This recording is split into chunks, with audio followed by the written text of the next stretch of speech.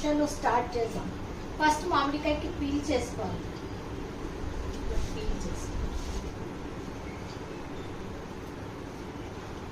రెండు ఆనియన్స్ తీసుకున్నాను అనమాట అండ్ 2 చిల్లీస్.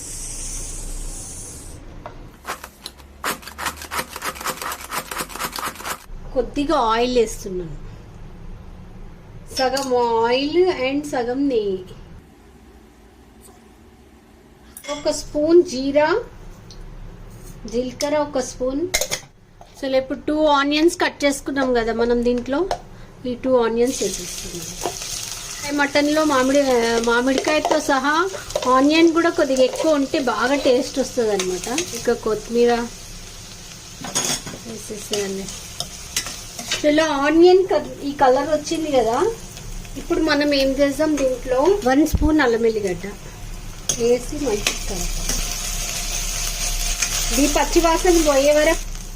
ఇప్పుడు దీని పచ్చివాసన పోయింది అయితే మనం ఫస్ట్ ఏం చేద్దాం, దీంట్లో 1/2 స్పూన్ పసుపు, 1 స్పూన్ ధనియాల పొడి, ఈ కారం 1 నిండా స్పూన్, 1.5 స్పూన్ కారం మంచిగా కలపాలి. మిర్చి కాలక ముందే ఈ మటన్ వేసేసేయాలి మనం.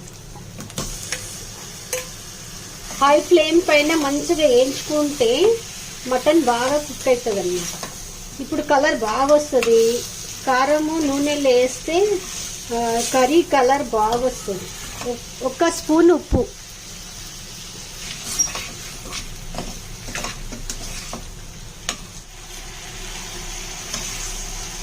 ఒక్క మామిడికాయ.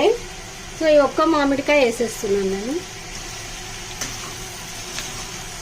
ఈ టైంలో కొద్ది కొత్తిమీర కూడా వేస్తున్నాను. 1/2 గ్లాస్ వేడి నీళ్ళు వేసాను.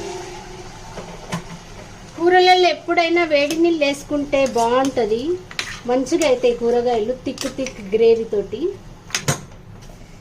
హై పైన 1 విజిల్, సిమ్ పైన 3 విజిల్స్ ఇనఫ్. తీసేస్తాం కుక్కర్ మూత. చూడండి ఎంత బాగా అయిందో గ్రేవీకి. ఇప్పుడు స్టవ్ ఆన్ చేసి మనం అప్పుడు గరం మసాలా వేయాలి కదా, ఇప్పుడు మనం గరం మసాలా వేసాం. 1 స్పూన్ గరం మసాలా, కొత్తిమీర కూడా వేసేసుకుందాం.